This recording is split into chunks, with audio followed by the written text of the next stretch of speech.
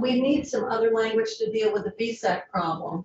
Do you want to, Sarah has a started draft of that. Why don't we do that until we got the DCF vote? And maybe the VSAC has a sheet problem. that has all three on the so people to get the God, they context. have a problem. What?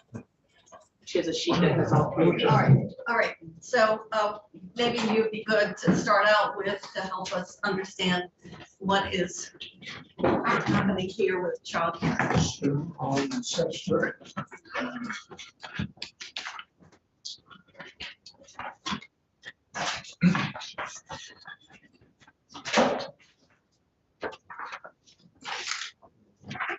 I feel like I'm reading this. I probably can I? All right, we have extra. Sarah Clark with the Joint Fiscal Office. And we have Katerina who's there. Hi, Katerina. Sarah's going to, do you think that what you're about to present provides a good context for what the folks at DCF will talk about? I think it does, and actually, Katerina, we're looking at the spreadsheet that you just sent back to the Joint Fiscal Office. If you look at the column all the way over on the right, the notes in red are actually from DCF, trying to provide some of the additional context to the program. So maybe if it works for the committee and you, Katerina, I can run folks through the spreadsheet, and then Katerina can fill in some of that context, if that's helpful. You don't have the amounts here. I do not have the amounts here. This is the budget committee. We like figures. All right, so like childcare retention, is that the 6 million? That's the 6 million. Well, Yeah. Okay, Yeah. all right, 6 million of general fund. Yeah. thank you. All right, so why don't we run through this sheet, which should be helpful. Yes, it should be helpful, be more helpful with dollar amount. So the first program on there, it was appropriated in Act 185 of the 2022 session, or excuse me, it was updated in Act 185 of the 2022 session. And that's the child care retention program, $6 million of general fund. And in trying to, of that $6 million appropriation, you can see in the column all the way over on the right, from DCF that of the $6 million, $2.6 million roughly has been requested in the first round. Does that mean that payments have been issued of $2.6 million? I'm looking at you, Katerina and Miranda. Thank you, Sarah. Sorry, should I introduce, for the record, Miranda Gray, Deputy Commissioner of the Child Development Division. And that's what's been obligated, Sarah. It is both, we have money that's issued out, and then we also have money that is has been requested but has not gone out to date. Thank you. All right, so out of the 6 million, obviously less than half has gone out. And that's been the topic of some discussion about the getting the money out. So that's 6 million. And in the, all right, why don't you keep going? Sure. So the other three programs on this sheet were established in Act 45 of the 2021 session, which was the child care workforce supports programs. The first one that's detailed, established in statute 33 VSA section 3541 is scholarships for current early childhood providers. Per DCF, there's roughly, I think, 100 students enrolled in that scholarship program. There are no reported issues in this program to date, and so there were no adjustments proposed in budget adjustment. And what was the amount of money? DCF, do you guys know off the top of your head? Yep, it was $300,000 for over 3 years, so a total of $900,000.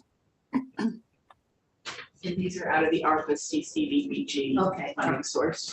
thank you.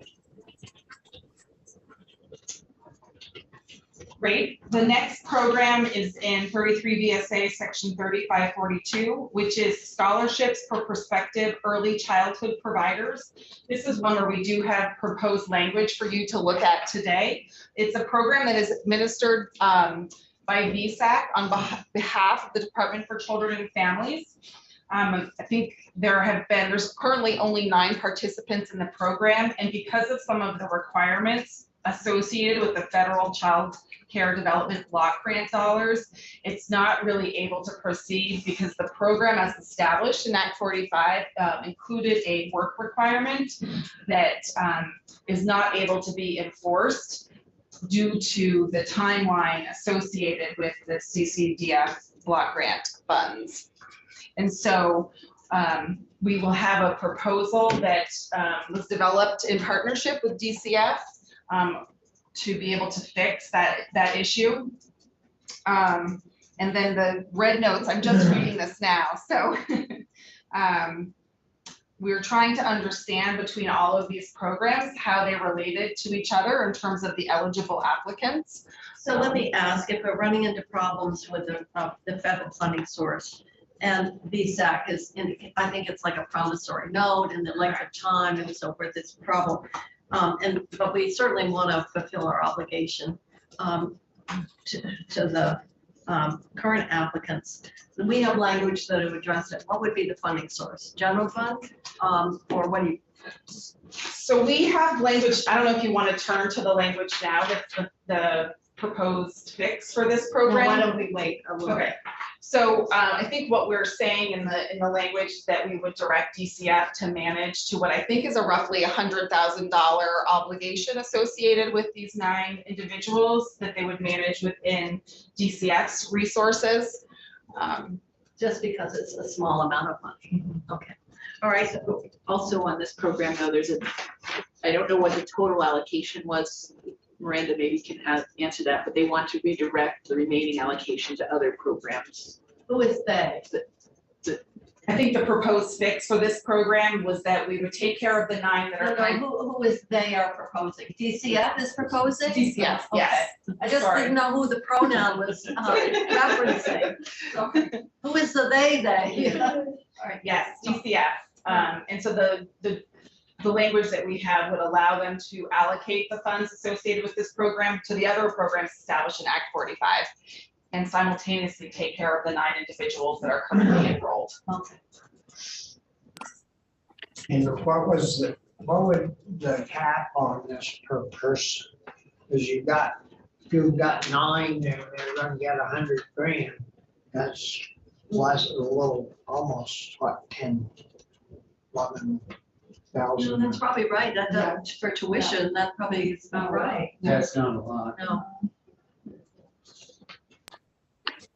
Yeah, I could certainly find the cap for you, but I believe what we had said is what is the tuition? I think it was that there was a work requirement, which is where there are issues. And so in saying that we want to help support you with your education, wherever that might be. And so it varied. I think it was just what was the tuition at the college that you were attending. Into Stephanie's earlier question, for this, it was $400,000 for 3 years for a total of $1.2 million that was allocated specifically to the prospective student scholarship program. 3 years. Okay. All right. So we'll keep going. This is helpful. With make it kind of iterative between everybody and fill in the blank. Stephanie is over here on one side, Sarah's here, you're there. Now we're down to the student loan repayment assistance. So this is a program that is administered by the Vermont Association for the Education of Young Children on behalf of DCF.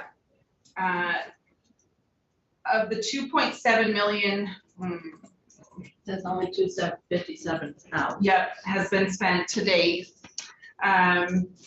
There was in the House passed version of the budget adjustment, there's language that you, I think, have reviewed in this committee that expanded the eligibility for this program, as well as allowed for retroactive payments of $4,000. We have not gotten to that. Oh, you have not? No. Okay. We understand you want to raise the salary from 50 to 60. And there's language here dealing with Head Start, but the what we really couldn't understand was D, and that is, here's the section that's all about student loan repayment. And then D says, individual who hasn't received a loan repayment, you know, she'll get a one-time payment of $4,000. So the 4,000 is on top of the retention bonus. One's retroactive, one's prospective. We weren't even sure this was the right place and what it was intended to do. And I know you didn't propose it. It came out of the House Human Services. So we're really struggling with who gets it, and is that, are we talking about, you know, both a retroactive payment and a prospective retention payment?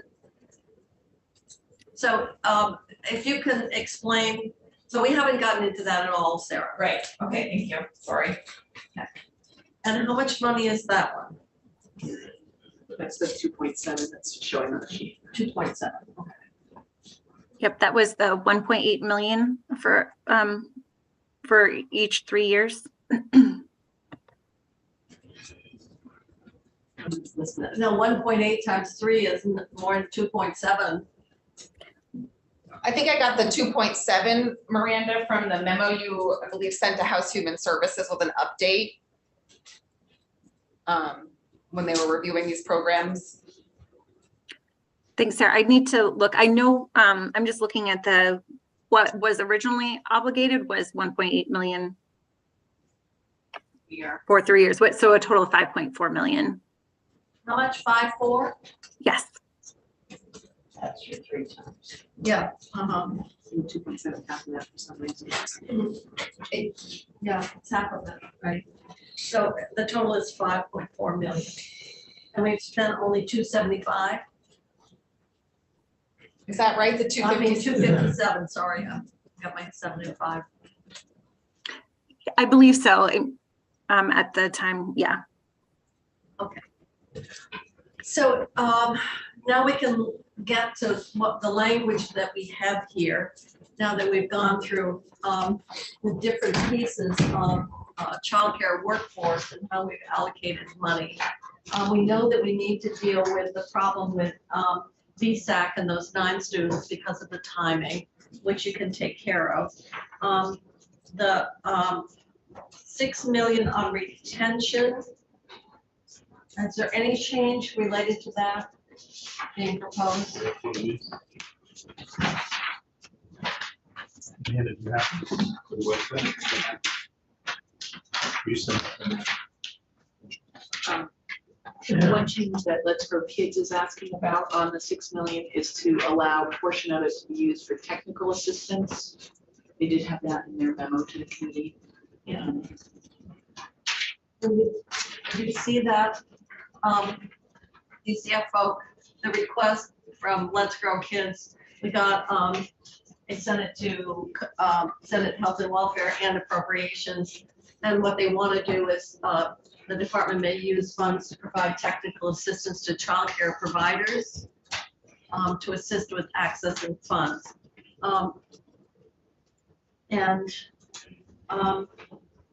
So the question is that a use of funds that you support?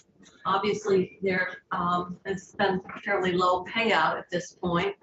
And I guess if you were to, you would have to provide technical assistance means that you'd have to put out a bid or something for organizations to provide that service. So do you have a position? I think that's exactly right, that we would have to go through the procurement process in order to obtain technical assistance. And I just feel like this program, that wouldn't happen timely enough in order to help support when we need to have this money out the door to have it expended in the state fiscal year. You think you're able to get this money out the door by the end of June? I think right now we're doing, it's a rolling application. So as programs hire new staff, we've left this open to them to meet their needs, or if programs wanted to apply later, then that was fine. And that's what we've messaged out. It's kind of when they want to apply for the funding. And we have a deadline of May 15th. That's kind of the latest that we have the ability to get the funds out the door by June 30th. So we really have several more months. I don't know if I can say that I think that we'll be getting the additional at 400. Well, and I know we keep saying 6 million. I think it's a total of 7. I'm sorry, I don't want to confuse things, Sarah. But I know there was an additional 100,000. So to say we'll get the other 4 million out the door, I'm not sure because it depends on what programs apply. Okay, can these be carried forward? It's general fund dollars, so it can be Yeah. carried forward. So, I mean, maybe we're letting ourselves get tied up when we don't really need to. In fact, we could see, Stephanie just mentioned you hired some staff and that could help with the money. It could very well be that we keep this open and do it and see how things are going through April. And if this money can be carried forward, then we can see if we need to, if there's a need for technical assistance, as we have the benefit of some experience, which sounds like we're just beginning to start that process. But is that correct, or anything you want to add? No, I think that is accurate. And I think that we have learned a lot, but I think a little more time would be helpful. You'd have thought though that this would have gone out a lot quicker. I mean, we're 8 months into the year and we only got The program start, maybe the deputy commissioner could say when the program, it took a while to stand up the program, so it hasn't been open since you passed the bill. It had to be designed and you had to set up an application process and so forth. So I guess. sounds like we were ahead about 6 months ahead. Well, it's a lot easier to appropriate the money and say, go develop a program than to actually put together. Kind of backwards way Well, to do we it. had a lot of money and we wanted to get it out. So do you want to speak to that in terms of your timing and, what it's taken to get this program stood up? Yes, happy to do that. And can also get more technical because I think a lot of this was on the fiscal. I think the funding, we had to wait until closeout had happened to be able to ensure that we did have these general funds. Oh, okay. Remind that this was not a direct, it was a contingent that there was money at the end of the year. It had to be moved to the general fund. So it came a month Yeah, later. so they couldn't start anything until they knew the money was there, all right? That's helpful. Right. And I think that came late August, early September, and then we did have to set up the program. And this was, it's more complicated because it is grants for center-based programs essentially. We had to do the full procurement process, which is more lengthy and having to provide technical assistance. And then it's a really busy time of the year for us because that is when our federal grants normally go out, and without having that additional help that were able to bring on, it just kind of got tied up in what I will call like our queue of all of the agreements that have to be renewed. And the same we have some calendar year agreements. But I do think we have the process now where we are able to move things through. I won't say quickly because it still is a process, but it is going more smoothly at this point. Understand. Had a special delivery. And Other that makes questions? more Yeah. sense. Well, right, it wasn't, so they had a green light the 1st of July or even May 15th that the program could start, which sometimes if the money's appropriated and known, you can get started before the end of, or before the beginning of the fiscal year. All right, so do you support the changes to increase the wages from 50 to 60? And the other changes that we have here in this section? On the student loan repayment. On the student loan repayment assistance. We do. We had worked with Vermont AUIC, who is the contractor over this, to just see what had they seen, why were people found to be ineligible. We know the inflation, the cost of everything right now, that, you know, the increase in wages that someone is earning seems to make good sense. They're just having to spend more on their day-to-day expenses. We also, and I think I'm hopeful I can answer your question about the $400,000. We also wanted to expand this. We know that we have people working in the early childhood field who have been in the field and accrued their student loan debt more than 5 years ago. That was the reason that people were being turned away. And so we want to support those that are in the early childhood field. We want to keep them. And so that is why we had struck the language of within the preceding 5 years, and also trying to just create a little more, like, the language originally was very prescriptive of what degrees you would have. And so we are aligning this with what degrees and other courses that people can take to work in the early childhood field. And so we want to support them. So that is the CII.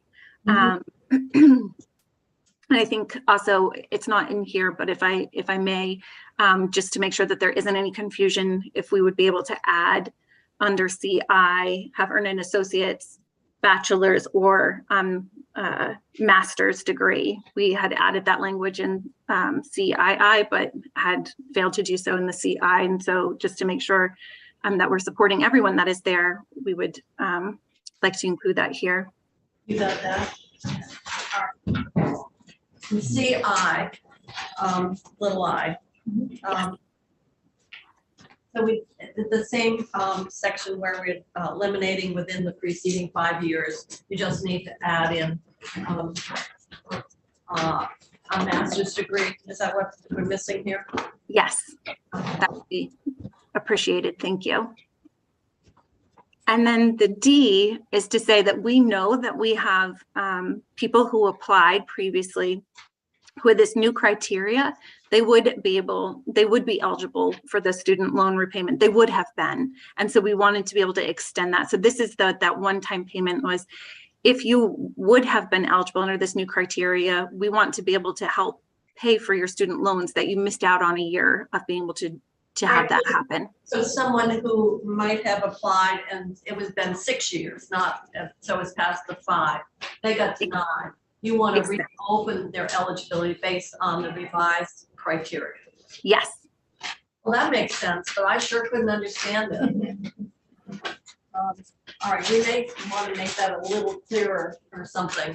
I think something about the, you know, the eligibility that's being expanded here shall be effective retroactively to whatever. I don't know, something, we can figure it out.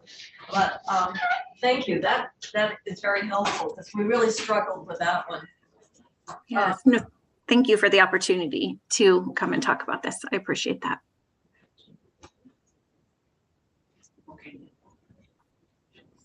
Well, I think so. But that's true for everybody, isn't it? Yes. Yeah. That we're talking about, you can get the retention bonus as well as the scholarship assistance. Yeah. Okay. It appeared that way, but it was like that 4,000 was like, well, you get 4,000 here and the retention, but in fact, what it's doing is everybody gets both if they qualify. Correct. Okay. So that could be, what is the amount that's being paid out under retention? Is there an average payment per worker? Yep. So $500 for a part-time employee and $1,000 for a full-time employee.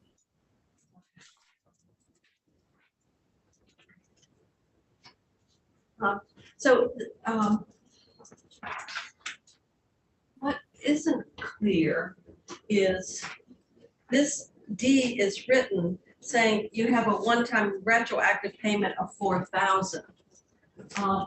But my question is, aren't you really saying that you can get the same benefit as everybody else under this criteria? Why are we saying 4,000? Or is everybody getting 4,000 under? There should be an update sorry, for the record, Katerina Lisai, Senior Advisor to the Commissioner at DCF. There should be an update to that language as well that says up to 4,000 Indeed. to match the language above it. Because, you know, with the expanded eligibility and higher income and stuff, we may, and getting rid of a 5-year limit and not having that, could expand eligible. So you want to make sure you're operating within the available money. How is that? That's somewhere else, how that up to is calculated? Would Where's be that? eligible for up to for a retroactive payment of up to 4,000. Yeah, I get that, but in either place, where is the language? Let's just assume it's somewhere else that figures out how you calculate what it is. It's between 0 and 4,000, that's clear, but how does the applicant know? Or how do we- They must have. I don't know the answer. You direct it to Katerina or Miranda. This program was created in Act 45. So that's where the language for how the program operates. And then Percentage of their loan, is that what it is based on? It just says in the statute that it says exactly that a participant may receive up to $4,000 annually. So I would need to try to recall how that was come up to 2 years ago, but I think it was just very prescribed of like, this is the amount. Probably to make it simple, so you didn't have to get into a calculation and. But then how do they figure it out? They have to have some calculation. You can't just say up to 4,000 and not Unless they give calculate, everybody 4,000. unless they give it for that, or have one of those. I- Yeah, Well, what's that game show? I guess probably what they're doing is keeping track of expenditure, and then this D is whatever you have for residual from the appropriation, you would support these individuals in D. Is that how you would work it? In other words, Senator Perchlik wants to know how you would know how much you have up to, whether you have 3,000 or 4,000. I think you would give everybody, well, first of all, everybody who applied under the old rules would get the 4,000 flat amount. If they hadn't already received it, yes. It would just be those that had been ineligible before. Because we've already given it to those that were eligible. Right, but the point is, they've already gotten their $4,000. We're opening it up to this group, but we're saying they can get up to 4,000. But I'm assuming that it's the only reason they would not get the full 4,000 is if we ran out of money and used the appropriation up. Correct. Or if they didn't have a student loan totaling $4,000. Okay. Okay. Other questions? Do you want to know what's That's $80. done? Well, they could get it for 3 years, right? I don't know. What line are we on, Stephanie? It's 4,000 annually in the underlying program. Oh. Can the same person get it? All right, yeah, the question that Stephanie's raising is, and it says a participant may receive up to 4,000 annually in student loan repayment assistance. Does that mean someone could get 4,000 multiple years? Yes. So we have this money until September 30th of 2024. And so if somebody had student debt that they were paying, student loans that they were repaying, as long as they continue to meet the criteria, they could get this money three times. Is there a closed window to apply? Because you've got to be able to figure out what you've got obligated to know what you've got available to fund the up to 4,000 population in D. Yes, and I'm happy. I think there is a full application that would outline this more, and I'm happy to get that and to share if that would be helpful, or get you specific answers to the questions you've had I today. just want to know, is there an application cutoff date?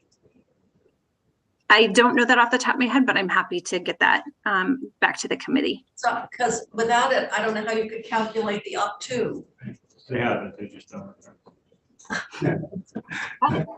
Just to put a finer point on that, I think what Deputy Commissioner Gray was just saying was that when a loan is less than $4,000, we would only pay that amount of. No, I understand that, but in D, you're saying you want to have up to 4,000. And my question becomes one of, I think what we're struggling with is the sequencing here.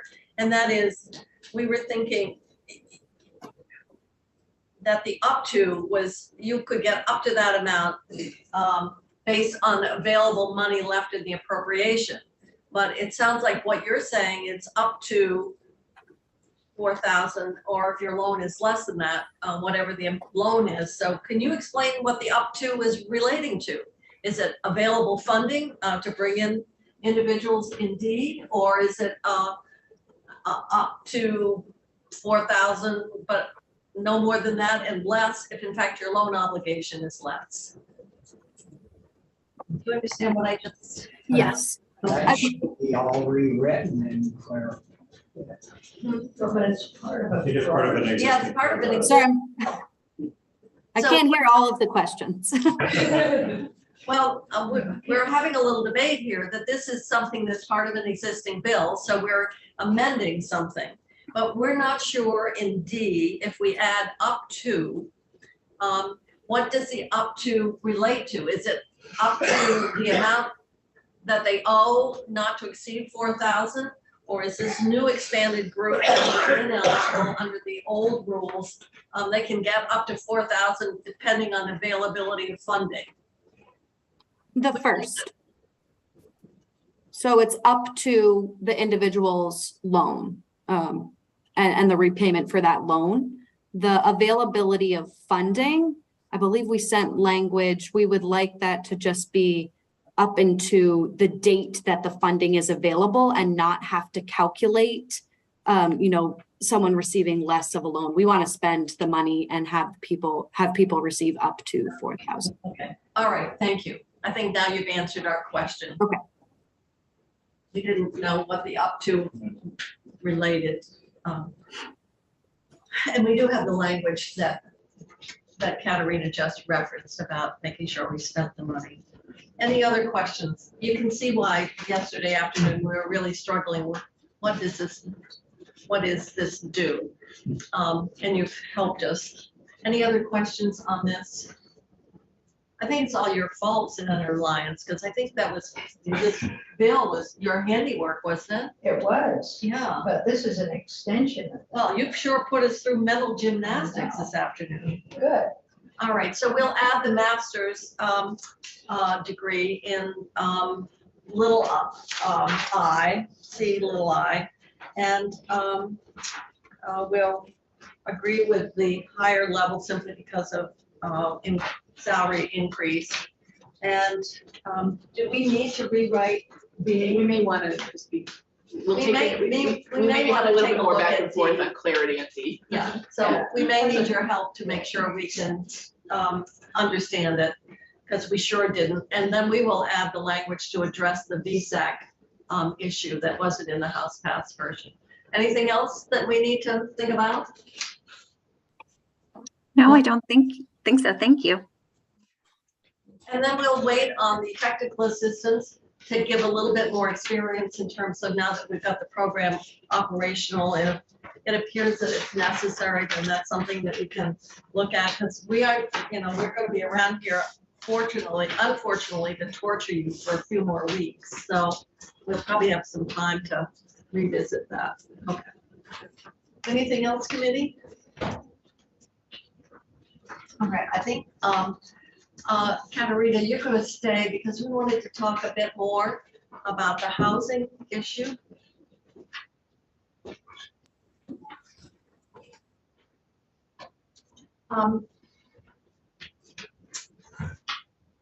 Miranda, I guess she's leaving you. I wonder why. Desertion. I am happy to stay, but I'm also happy to just be behind the scenes in case there is something I can help with.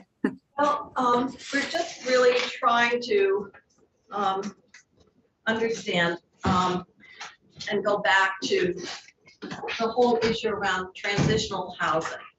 And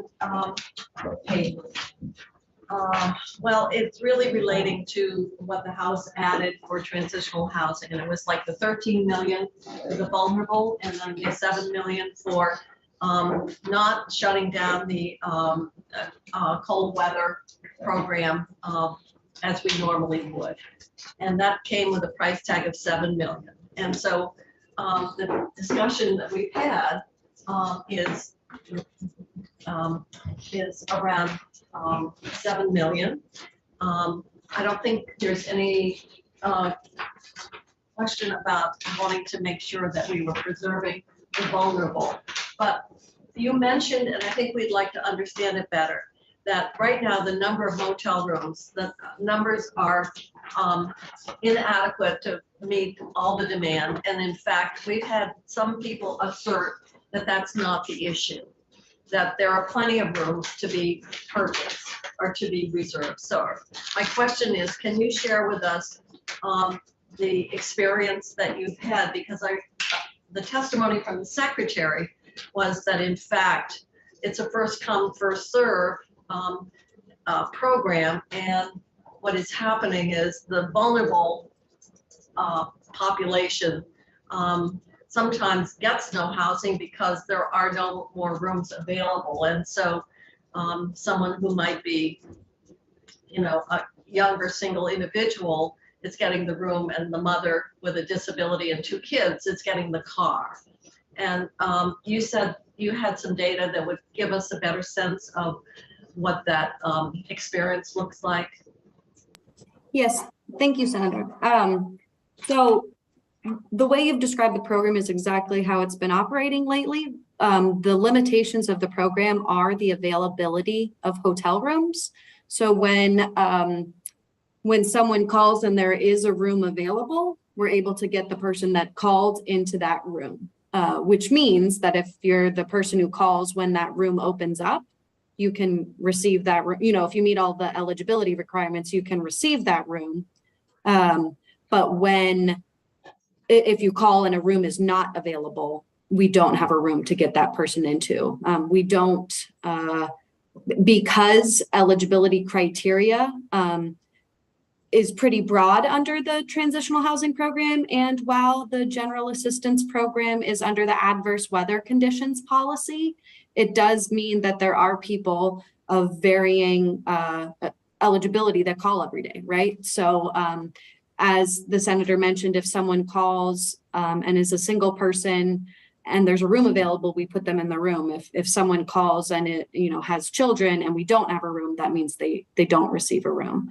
We do know that after hours and on weekends, we work with 211. We do know that 211 has turned households away from rooms due to the lack of availability, as well as our team here at DCF has had to turn people away due to the lack of capacity. Is that significant numbers? Yes,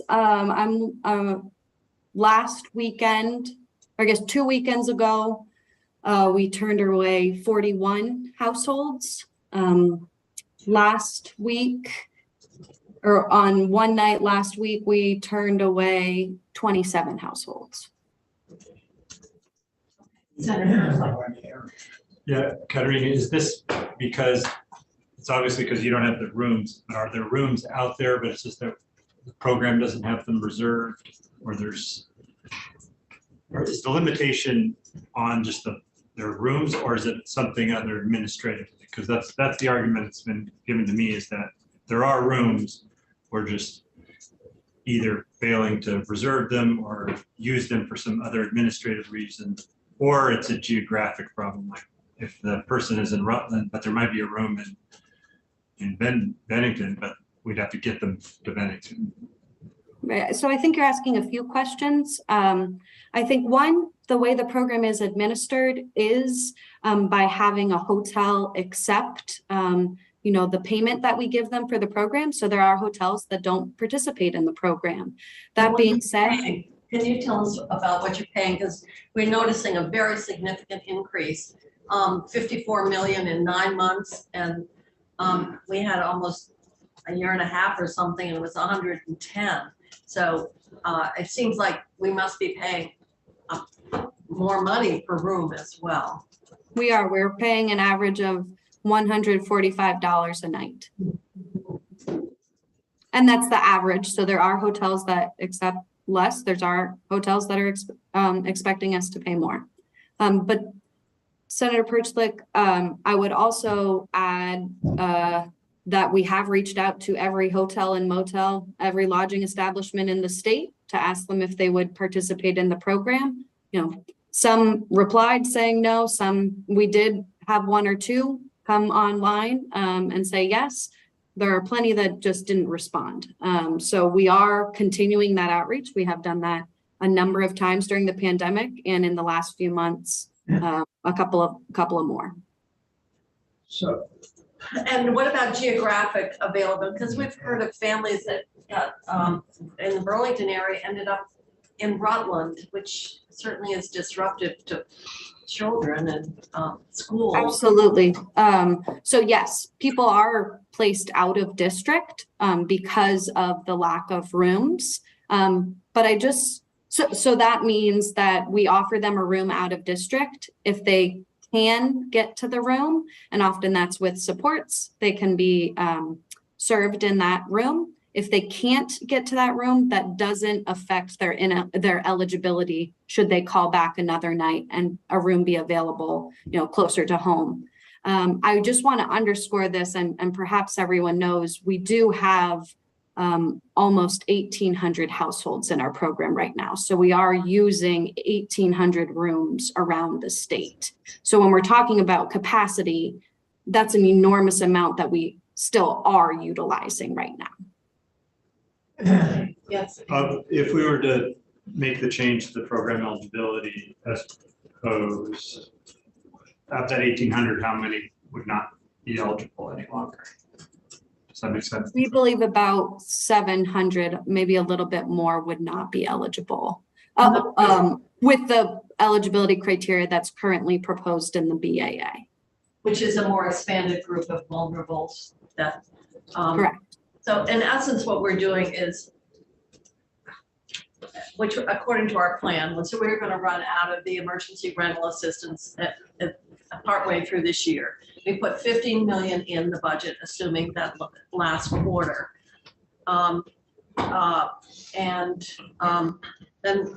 we, joint fiscal, actually looked at that plan that was proposed for the 15 million, and included in it was 4.8 to go, recognizing that once we ended this federally funded program, the default would have to be to our general assistance program as it existed pre-COVID.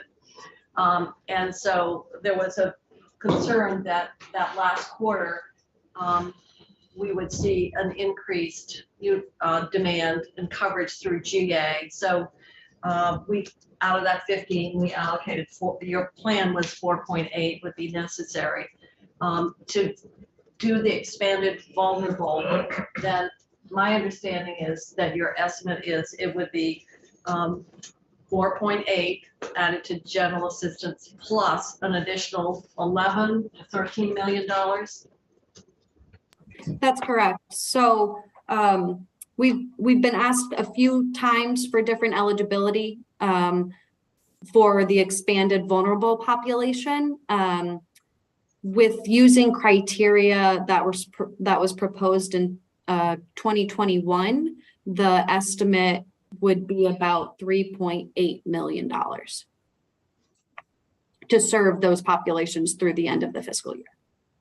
That expanded definition of vulnerable, but then Correct. if you take the single, you know, what we've used the term single without dependents or with no children and are not elderly or someone with a disability, and kept that open, only that had been allowed under all this federal funding. That was where the 7 million more was coming in. Okay. Correct. The administration obviously does not support your proposal. Is that was the plan to shut down the program when the federal money ended, and that we would revert back to general assistance being the program to address those emergency needs, using the general assistance rules, except for perhaps this more expanded definition of vulnerable. Is that- Correct. Okay. That, Okay. So what we're here, the other, so we have two things, one of which is if you had $7 million for associated with this additional group that would not be served. If there's cold weather, can you explain what would happen if the program shut down at the end of March, which was when it was estimated to terminate under the ERAP money? If they're under GA, what's the cold weather exemption that would kick in through April 15th? That's correct. So every year we implement our adverse weather conditions policy. This year we used a different approach than previous years and what we're calling the hybrid approach. So for the first month and last month, it's weather dependent. For the 3 months in between, it's a person can be served any night because we believe those are the coldest months of the winter. So when this program, the transitional housing program, ends on March 31st, the adverse weather conditions policy will be implemented to be weather dependent until April 15th. So if the program meets weather criteria, the household can be served through that policy. Okay, do you have the authority, under GA, you have a lot of exception authority. So if you had, say, the 20th of April, it turned out to be 10 degrees, you would have the ability, the commissioner could have the authority to provide benefits if necessary. I'm sure there's a way that we could figure out how to do that. I'm not an expert in that policy, but I can ask our team. Okay, I think you do have exception authority, and there might be times where generally not well with global warming after Yeah. April 15th, but in terms of that adverse. All right, other questions that we Well, have? I guess Yes, my question would be that if this program is gonna end at some point, because we can't continue to fund it, I guess. But it sounds like there's a disconnect here between motels' availability and non-availability. So the decision whether or not to fund the whole 21 billion seems to revolve somewhat around that. I'm favorable to continuing the motel program, at least as long as July 1. But, for everybody or the vulnerable? well, that's what I'm not understanding. Is there in fact motel availability for everyone, or isn't there? Because I'm hearing from advocates, there's plenty of rooms. And that's the problem. We have the administration saying there aren't plenty of rooms. Well, I think my notes for Katrina, from what she said, Katerina, I don't know why I want to call you Katrina, maybe because this is, that in fact, we are turning away households, and that they, one weekend it was 41 households, and the other Well, I got that. I wrote that 27, down. yeah. Are they turning them away in Burlington or in Bennington? Oh, you're talking about, So if we make a rule that, it's only the most vulnerable, or it's only households come first, well, yeah, do we have empty rooms in some areas? It would be unrealistic for somebody from Burlington to get to Bennington because there's an empty room there. I mean, they can come by stagecoach and get there in 3 days, or use public transport and get there in 5 days. so how well does the availability of the rooms match up with the demand by region, geographically? I think that it's that it doesn't necessarily connect, right? So in Burlington, we have a really high demand. We don't necessarily have a number of hotels participating in the program in Chittenden County. Conversely, there's a lot of hotels in Rutland that participate in the program, but it doesn't necessarily equate to the number of households in Rutland County that are experiencing homelessness. So we make a rule, but every dollar. For everybody, the rooms will be empty in Rutland, but they will be, we are one state. But we're throwing, every time we rent a motel room, we're throwing that money away. I don't, well, We're never gonna get that $150 back, and the money should be going into empty dorm spaces to put these people in, or something that is sitting there already that we don't have to pay that well, they have a money. public hearing on housing. I know. So, yes, Anthony, do you have a comment? I just wondered how the transportation is happening. So Katrina, you said sometimes with support, you can get somebody to a different town if there's an open room. Like, how is that done? How would you get somebody from Burlington or Rutland or Brattleboro to Rutland? Or you So wouldn't? we do rely on our community partners to help with transportation across districts. We've recently, I don't know where we are in the RFP, but we are looking at even providing additional funding for exactly that point, in that we are seeing more people traveling out of district for the hotel rooms. So it's with relying on our community partners. And some people may just It could be volunteer drivers, it could be send group. Thank you, Katerina. I just wanted to quickly make sure I'm a little confused now about the expanded vulnerable population. And maybe it was because I missed some of the earlier testimony, but if I remember Adam Gresham's letter, he talked about the administration being in support of 11 million point something. I'm understanding now that there's an additional portion to expand that population. Is that something that the administration generally is behind, or is that coming from you all, or are you all not in support of that? Thanks for the point of clarification. What Commissioner Gresham wrote in, or well, Secretary Clauser wrote in her letter, did have specific eligibility that's slightly different than what we're talking about today. So the administration is supportive of the populations in Secretary Clauser's letter. What we're talking about today slightly expands it by lowering the age of older Vermonters from 65 to 60. So that would be the biggest change in that eligibility criteria. I can't say that it's something that we've moved forward, but it is in Okay. recognition. I'm just still a little confused. In other words, if we were to put the expanded vulnerable numbers and corresponding dollars in, would the administration then oppose that? I think I would have to, I can be frank, I can get back to the committee on that stance. I don't have an answer for that. Okay, just so that we don't feel like we're working with you, developing higher numbers than the letter, and then have the administration express displeasure that we've done that when in fact we're developing it with their own department. Understood. Okay.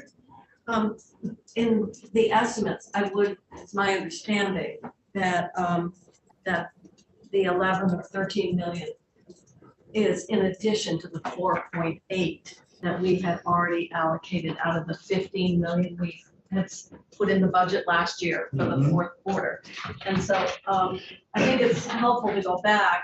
But isn't this different though? Isn't this expanding, changing the eligibility and that therefore adding more? It is, it's expanding, it's giving a more expansive definition of eligibility, of vulnerable. Yes. And that was lowering the age, and I think also moving it up to age 18 was another. So those were the two populations, but where you pick up, I'm sure the significant number would be the moving the age from 65 down to 60. I assume you must have looked at that relative to coming up with that estimated cost. I'm sorry, can you say that one more time? Uh, When you gave the figure to the House because Human Services in the House said they wanted to continue and use state-funded money to make sure that we continue to serve the vulnerable population as defined by that earlier study that you referenced, that and Yep. and you gave them an estimate of, I don't know, 11 or 13 million dollars. And my understanding was that that estimate already assumed the 4.8 that was in the budget. So that figure came from you, the estimated cost for that last quarter to serve the vulnerable population with that expanded eligibility. That's correct. The estimate does include that 4.8 million. Well, it builds, it's in addition. In addition to, yes. Yeah, okay. So then that's what Human Services recommended. And then I think there wasn't a whole lot of this. So the fundamental question is, if we continued and we add the 13 million on top of the 4.8 to continue this expanded definition. And at some point we unwind and we go back. What was envisioned, although we didn't vote on joint fiscal, was that we would, once this federally funded program ended with the eligibility that it had, that was the end of it. And then general assistance would pick up. So what is happening here is if we kept general assistance as the default program with expanded vulnerable, that would be about 18 million more.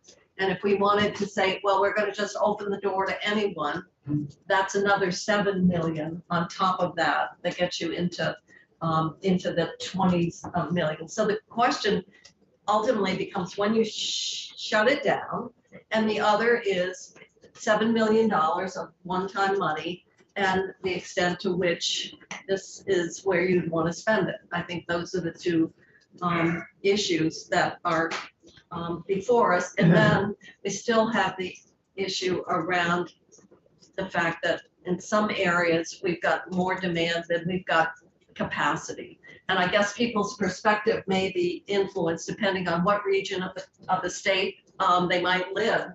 If you're saying Rutland seems to have a more willingness to put, to participate as opposed to some other areas of the state.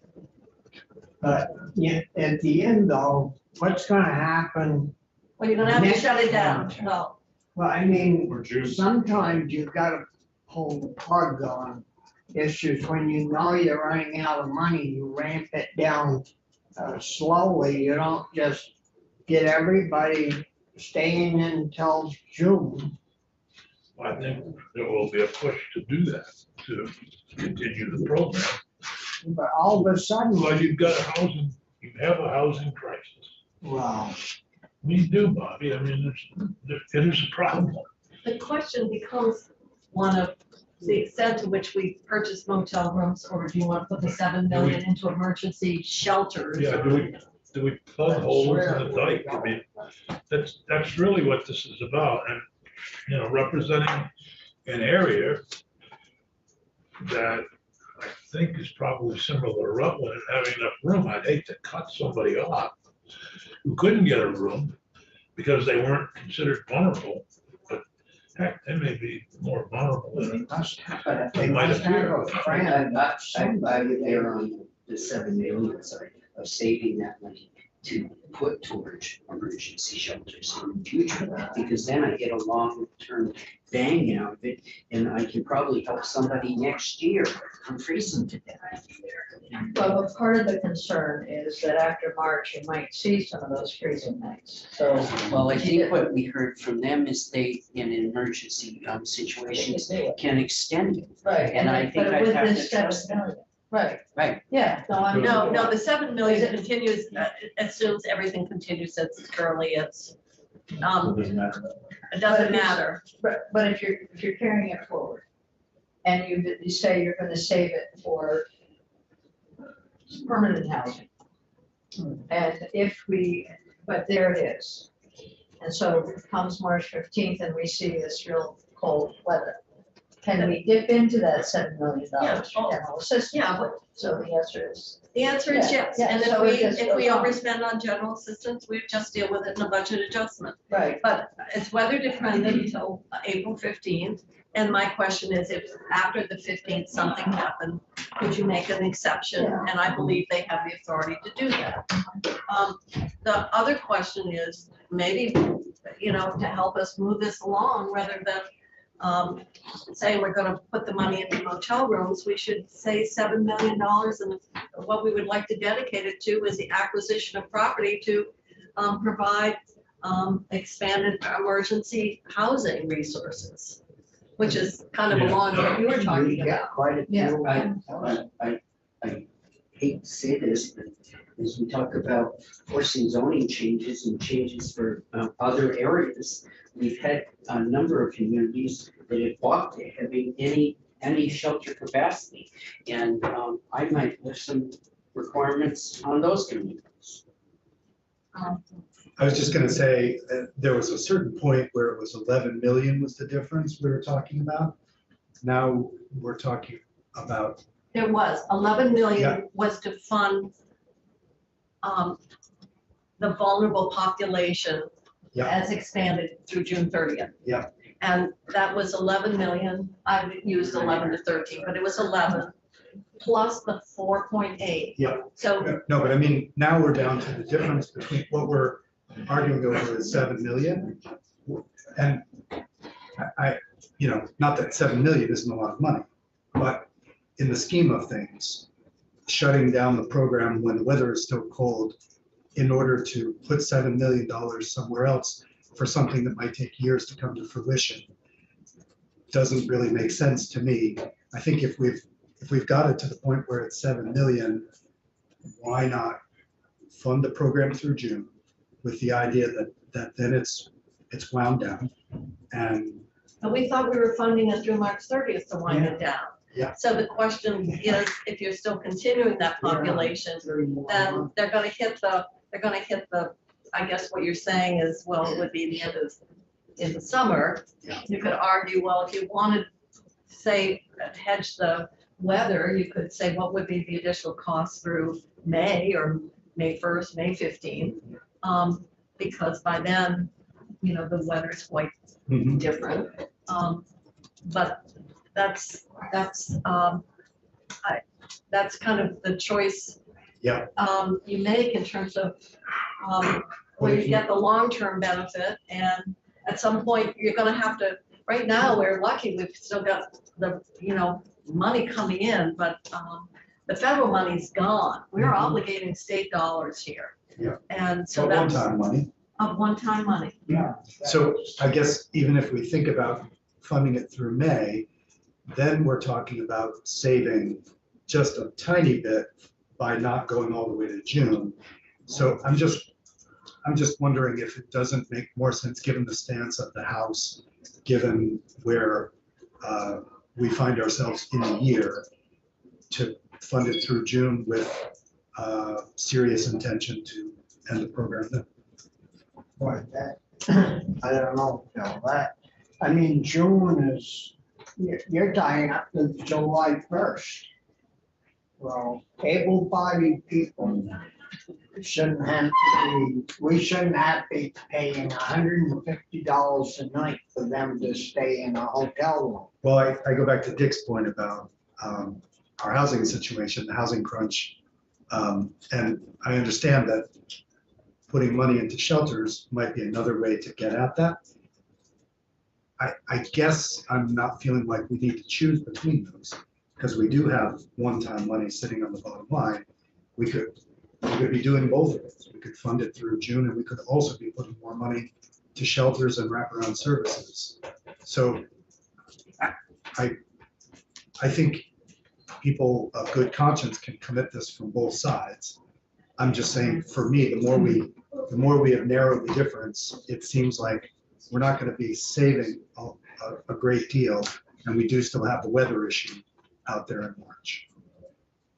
And Well, I think we could deal with the weather issue by just extending the adverse weather, if that's the prime concern for doing it, I guess. But I don't know enough about the way the budget is built to know that we will do it in the future. My concern is that this is the opportunity to make sure that we have that long-term funding for emergency housing to be built. Like a lot of these hotels, when I called around to my service providers, they don't like the hotels. I mean, it's better than outside. They're like, they said, definitely this is helping people.